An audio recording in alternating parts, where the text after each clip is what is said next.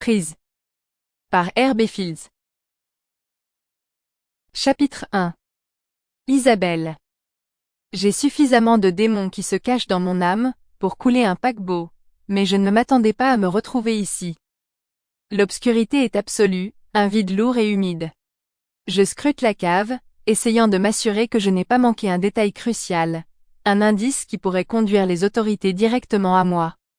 Je sais pourquoi c'est arrivé, j'ai peut-être mérité cette porte verrouillée à vrai dire, mais quel genre d'idiot pense pouvoir m'enfermer?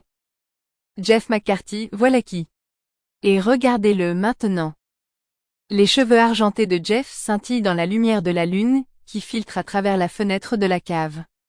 J'étais censé retrouver mon ex au parc d'attractions, pour récupérer la dernière boîte de mes affaires. Au lieu de cela, je rencontre le colonel Pactol, propriétaire d'une énorme start-up technologique, qui a fait semblant d'être choqué que je le regarde 2 fois, malgré qui il était. J'y ai vu une opportunité quand je lui ai fait l'amour sur la grande roue, le goût métallique des montagnes russes encore dans la bouche. Mon expérience avec un garçon BCBG. Ça s'était retourné contre moi de façon spectaculaire. Surtout pour lui. Sa respiration s'accroche avec un râle guttural, et je me fige le cœur dans la gorge mais elle reprend ensuite. Lente, douloureusement lente. Arrête, je pense à son intention. Arrête simplement de respirer. Le gargouillement sifflant continue. Mais le poison que son garde du corps m'a donné, devrait bientôt le tuer. Ça devrait ressembler à une mort naturelle. Heureusement, Ronnie a un faible pour les femmes enfermées dans des cachots. Ou peut-être qu'il déteste simplement les riches. Les deux sont logiques et je me fiche de savoir laquelle est vraie. Je me souciais seulement qu'il veuille m'aider. Je cligne des yeux en regardant une fois de plus la pièce. Le poteau de soutien métallique au centre brille.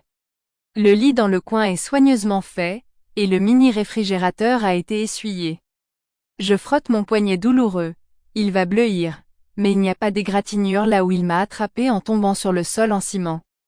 Et j'ai déjà pris les clés, le métal collant contre ma paume. Bien, je suis prête.